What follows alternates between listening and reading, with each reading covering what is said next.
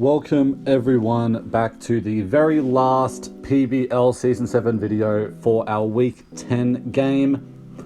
Unfortunately, we lost last week to the Philly Flygons, so that means we are out of the playoffs race completely, which means we can just have a lot of fun in this last week. We are taking on the Boston Melmetals, coached by Patepic, who runs the PBL. He's also out of the playoffs. As you can see, he's 15th and we are 16th. So we're really both just having fun. We're actually playing this battle early just to get it out of the way for both of us. It doesn't really affect either of us or playoffs. So yeah, we're really just getting it done. In fact, I actually did the battle for my Week 9 game this morning. So yeah, I kind of threw this team together, but really I'm just bringing a bit of fun. Really not caring too much. Anyway, let's just get straight into the matchup. He has a Cinderace, which we faced earlier in the season. It was traded over to Patepic from Todd, for Clefable, but Cinderace is, as I'll repeat, but Cinderace is a really powerful Fire-type Pokemon. Hits like a truck with 116 attack and 119 speed, and its signature move Pyro Ball. It also gets a bunch of other coverage, mainly High Jump Kick, Gunk Shot, and U-Turn. Also Sucker Punch is cool for priority, which could show up, but really this thing just hits hard and is super duper fast. And it also gets the move Court Change, which basically swaps hazards, so any hazards on his side gets moved to mine, and any hazards on my side get moved to his. He's got a Toxapex, which is a super bulky poison and water type, with the Regenerator ability, which makes it really annoying to deal with. It really just sets up Toxic Spikes and Toxic U. Uses Haze to phase off damage. To get rid of stat boosts. Scald for general damage. Recover to heal itself. That's really all it does. It's very stally, very tanky, and very passive. He's got a Celebi, which is a pretty good Grass and Psychic type. 4 times weak to U-Turn though. It gets rocks and a number of other things. It gets a bunch of setup, it gets a bunch of defensive utility. It can really do a number of different things. I'm not sure if it'll come or not, but if it does, it's going to be really hard to tell what kind of set it is, just by looking at it in the team preview. I guess you can make a decent assumption based off what other Pokemon he brings, but at the moment, if it does show up, I really have no idea what it could be. This is similar to Cobalion, which is his Steel and Fighting type Pokemon, another really fast Pokemon. It's supposed. I really don't like this Pokemon. It's supposed to play it can play the bulky Steel role, but it can't resist all the hits that a Steel type is supposed to, and it can't play the offensive Fighting type role because its attack stat is only base 90. So it really needs a Swords Dance boost to do anything. But it does set up rocks. It does Volt Switch. It does get a few utility moves. It also gets a decent amount of coverage, but really nothing too great. He's got a Comfey, which gets priority recovery moves, priority healing moves, including Draining Kiss with its Triage ability. It's really bulky on the special side and surprisingly fast as well. Typically like a Calm Mind Life Orb Sweeper with Draining Kiss. It gets Giga Drain as well, Leech Seed Synthesis, but just a bunch of healing moves. He's got a Sand Slash, which is his primary spinner. Secondary form of hazard removal. It's also one of his rockers. He's got a number of stealth rockers. It's really bulky on the physical side. It gets the abilities Sand Veil and Sand Rush, so neither of them really can really do anything in this match unless he brings Sand, which would be surprising. But Sand Slash really just sets up rocks, rapid spins them away, but it can put in a decent amount of work offensively. Particularly if it gets up a Swords Dance, but we do have ways to shut that thing down if it does, I think. He's got a Mega Aerodactyl, which is an insanely powerful rock and flying type. It gets Dragon Dance now after DLC, so it is super good with its Tough Claws ability, which boosts the power of contact moves, same thing that Mega Charizard X gets. Gets a lot of coverage, but its flying stab isn't really too great. It's really just Wing Attack and Aerial Ace. That's all it really can do. But it does have other coverage, and it can really hit hard. He's got a Kyurem, which is a really strong Dragon and Ice type Pokemon, really powerful on both the physical and the special sides, and a great speed, so it can run Choice Specs, Choice Band, Choice Scarf, could be Dragon Dance as well. since it gets that after DLC 2. It's also got an insane HP stat, which makes it fairly tanky as well and can live a decent amount of hits. This thing overall is just really difficult to take down, and it hits like an absolute truck. He's got a Mandibuzz, which is a bulky, dark, and flying type, and his primary defogger. This thing is really passive. All it really does is knock off U-turn, Foul Play, Roost, Toxic. Sometimes it gets sometimes it tailwinds, I think, but that's really all it does. But it's insanely bulky and really, it's a real pain to take down. Second last Pokemon is a Mismagius, which is a really fast, special attacking, revenge killing ghost type. Gets Shadow Ball, as a ghost type normally does, as well as a bunch of other coverage. Such as Dazzling Gleam, I think. It gets Psychic moves. It gets Energy Ball and Thunderbolt, I think. I think it gets Energy Ball, I'm not quite sure, but I know it gets Thunderbolt. Really just a lot of decent coverage that make it a pretty good revenge killer. And with its base 105 speed, it's really good at outspeeding a lot of Pokemon as well. And lastly is his Rotom, which is another ghost type, pretty much the same as Mismagius, except it gets less, except it gets defog, it gets less coverage, and it's a bit slower and doesn't hit as hard.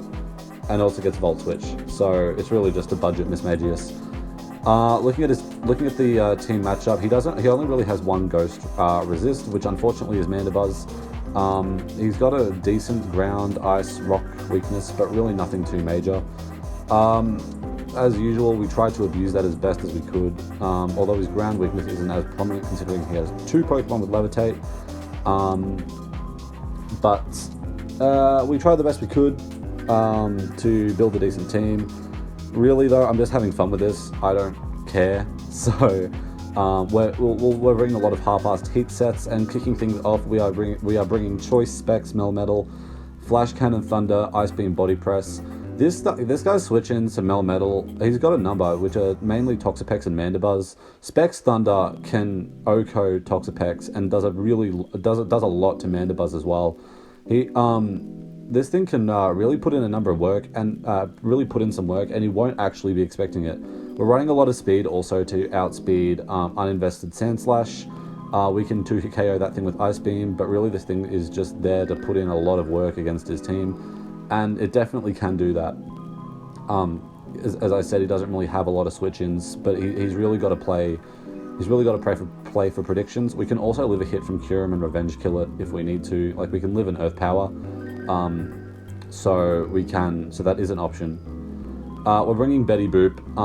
We're running Trick Room, Nasty Plot with Moonblast and Psychic. Max Special Attack, Max HP, minimum speed. In fact, I should make that 0 speed EVs to make sure we underspeed everything. He doesn't really have the best fairy. He's only got 2 fairy resists that are Toxapex and what the hell is the other one? Oh, Cinderace. Neither of them want to take a Psychic.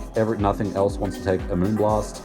So running Trick Room Plot can hopefully really dent his team, or even just Plot and then going for a few and then just firing off a few attacks can really hinder him. We're running Scarf Nidoking, Return of the King. We're running Scarf Nidoking instead of Scarf Passimian because Scarf Nidoking outspeeds max speed Mega Aerodactyl, which is fantastic for us.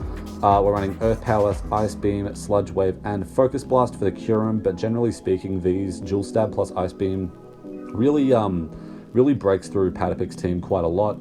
A lot of the Pokemon that'll most likely bring are weak to his Dual Stab, and Ice Beam, of course. So I'm really hoping we can utilize that weakness to Nidoking. We're bringing offensive Zapdos, Life Orb with Agility and T-Bolt, Hurricane, Heatwave, max special attack, Modest with 172 speed, which is enough speed to outspeed Mega Aerodactyl, or no, it's enough speed to outspeed Scarf Cinderace after a Agility, which basically means it outspeeds his entire team. Doesn't get paralyzed as well, which means that he can't really stop it, so hopefully this thing can put in a lot of work mid to late game, which can really open the door for a number of other things.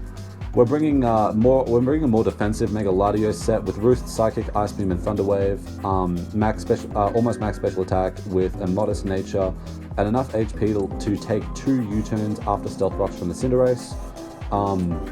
This is really just our Cinderace switch-in. It can switch in on Cobalion too, I believe. And just pretty much everything that isn't maybe Mega Aerodactyl, but definitely that isn't Kyurem. Ice Beam is there for the Mandibuzz on the switch-in, and Psychic can break through the Toxapex, so this thing can kind of break through his defensive core. Roost, of course, to heal himself up. Thunder Wave is good for paralyzing things, but now that I'm thinking about it, I should probably just swap that for Defog for the hazard removal, because we don't have that yet. We don't have that option yet. So we're going to run Defog instead of Thunder Wave, which suits, because we're running Thunder Wave on our last Pokemon, which is Miltank, which is also our Kyurem switch-in. Milk Drink, Stealth Rock, Body Slam. Thunder Wave, we can take 2 Draco Meteors from Scarf. Kyurem, I think he'll bring Scarf to revenge kill Greninja with Freeze Dry, or Mega Latios with Draco. Scarf seems like the most likely option here. I don't really see him bringing Specs, because we got way too many things that can just revenge kill it. Scarf also outspeeds Scarf and Nidoking, which is another thing to worry about, but this thing can come in on Kyurem, assuming it isn't Specs. We can Thunder Wave to paralyze it as well, which is going to be really, really nice. Set up our Stealth Rocks, heal ourselves up, and Body Slam, because he doesn't really have...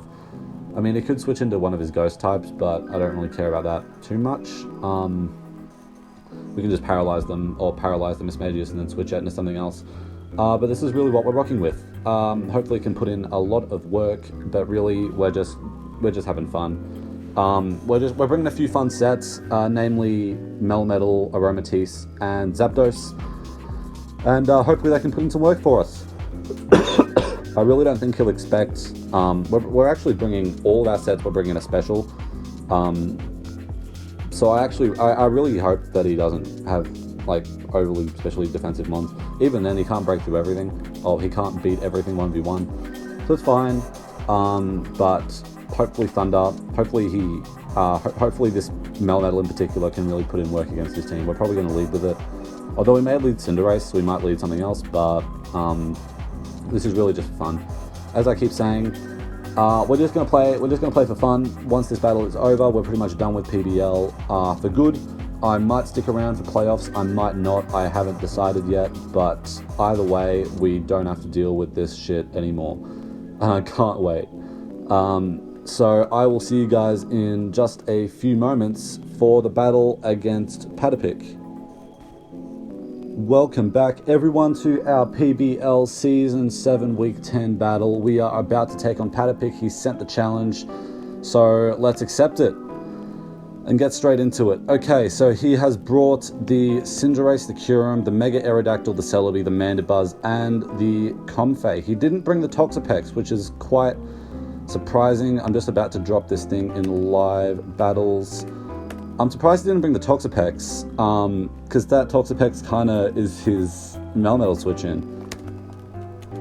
So, that's really interesting. In terms of leads, I feel like he's just going to lead with Cinderace. He could lead Kyurem too, but I think the safest lead is just going to be Latios here. So we're going to do that. We're going to vibe with Latios and see how we go.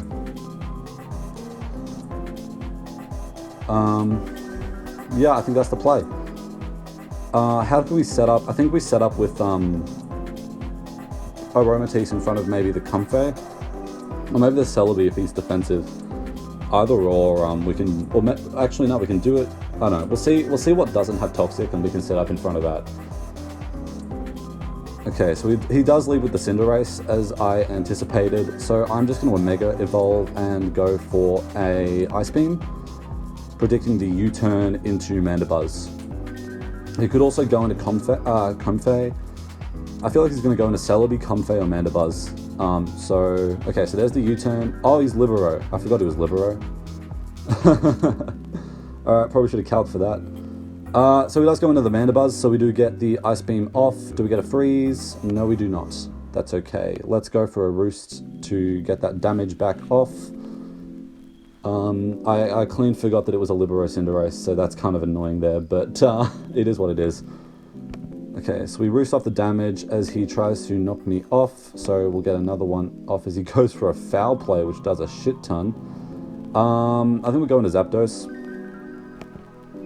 We get the foul play para, which is nice. Let's just fire off a Thunderbolt, I think. What is he? He goes into Celebi. How much does Celebi take? Yeah, let's just fire off a Thunderbolt. Okay, so he goes into the Kyurem. That's cool. So we do a lot of damage to that thing. His leftovers. Okay, that's interesting. Okay, let's go into Miltank. Miltank is out switching. He isn't Scarf, which is great, but he isn't Specs, which is even better. Okay, so he gets the Earth Power off. I think we go for the Stealth Rocks here, as he goes into the Cinderace. He's probably High Jump Kick. I'm going to make the switch into Zapdos on the High Jump Kick. But he doesn't know if I'm Protect or not. That's the thing. Yeah, we'll make the play into Zapdos. Okay, so we get the U-turn. Do we get the Static? No, we don't. That's a shame. But we can go back into Miltank here. As he gets the Toxic off, we can go for a Thunder Wave now. We can really cripple that Cinderace, which is going to be fantastic for us. That Cinderace is Heavy Duty Boots, obviously. We missed the Thunder Wave, and as he goes into the Comfey, that's annoying. Let's go into Melmetal though. Comfey is pretty much a free switch into Melmetal. And we can fire off a big fat Flash Cannon. He'll probably be expecting the double Iron Bash though. He'll be expecting the double Iron Bash, so I think he'll either go into Celebi or Mandibuzz. So let's fire off a Specs Ice Beam.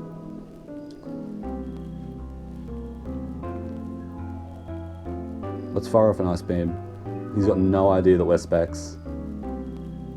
He's got no idea. This is going to do a lot to something.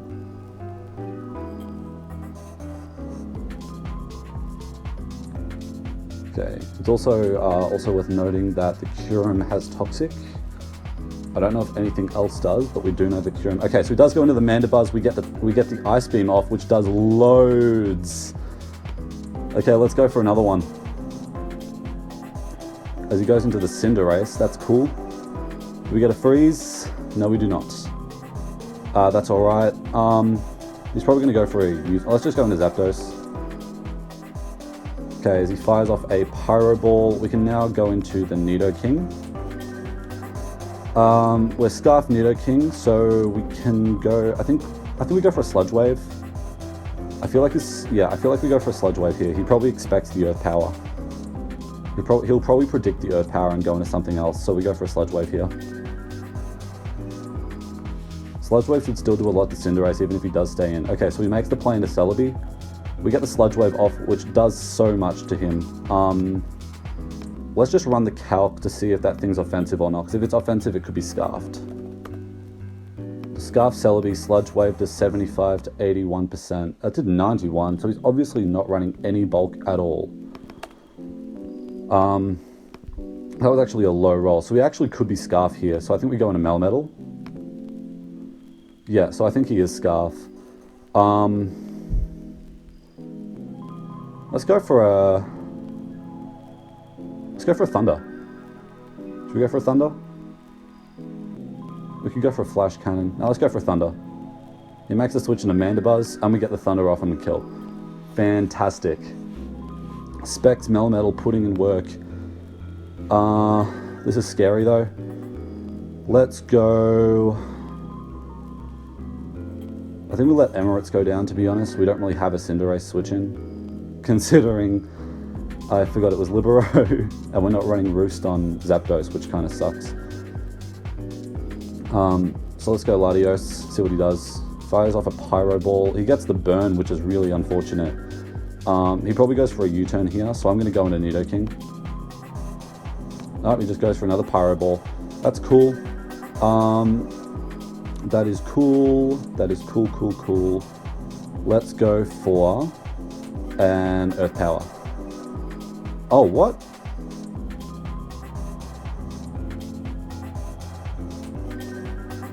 Wait.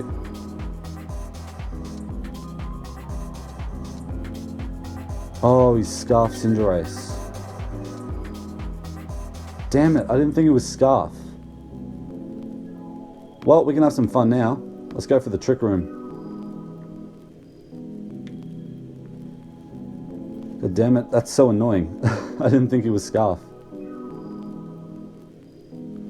Oh well. I think we might just lose to Scarf Cinderace, to be honest. Oh, never mind. We get the Trick Room off, and we can probably get a Nasty Plot off here too. As he just goes for a U-turn into Comfey. Let's go for the Moonblast. Let's see how much damage this does. Okay, he just goes for a Draining Kiss. Moonblast almost kills. Wow. I think what I want to do is I want to stall this thing out with Trick Room, so I'm going to go for another Nasty Plot here. I want to make sure I get the maximum Trick Room turns.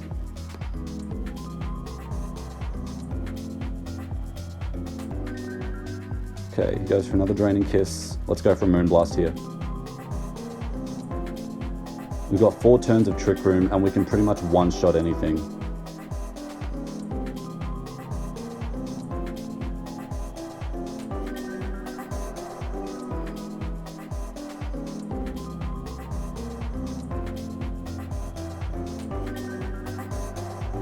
Okay, he goes into the Celebi. That thing's going to go down to a Moonblast. Okay, 2 turns. He's probably going to try and save the Cinderace. I feel like that's what he does. He saves the Cinderace here. He lets... Oh no, he's going to let Cinderace go down to a Psychic. That's huge. So what, he's got Aerodactyl and Kyurem left. Kyurem goes down to a Moonblast. Aerodactyl, I don't know if we take a hit or not, but Moonblast is about to do a shit ton if we live. We do not live. That's okay, because we can go into Melmetal and fire off a Flash Cannon, and hopefully that is the end of the game. Okay, GG to Pat. That's a great way to end off the season. Flexing both of our heat with Specs Melmetal and Trick Room Plot Aromatisse. Geez, that was a good one. I feel like he sacked the wrong Mon. He should have saved Cinderace for the end game, because Scarf Cinderace really cleaned up my team. Aromatisse may have been able to live a hit, but I really doubt it. Anyway, GG to Pat. That was a great way to end our season for PBL. This is a very short video. I know it's only like 20-something minutes. But I hope you guys enjoyed. This was a very fast-paced game, but I had a lot of fun. I hope you guys enjoyed watching my season. I'd like to thank Pat and the rest of the admins for having me. I know this season was really rocky, but it's been pretty great overall. My experience in PBL over the past 3 seasons has been quite enjoyable. I know it's come crashing downhill since season 6, well, since about midway through this season. It's got nothing to do with me playing poorly. It's purely due to the what the league has become. But either way, still overall I enjoyed my time in PBL. I won't be coming back for season 8 or likely any future seasons. But I thank everyone who's been a part of my PBL journey, and I'll see you all on holiday in the Oasis. See you in the next videos. Don't forget to like and subscribe for more Pokemon related content. I will see you guys later. Peace out.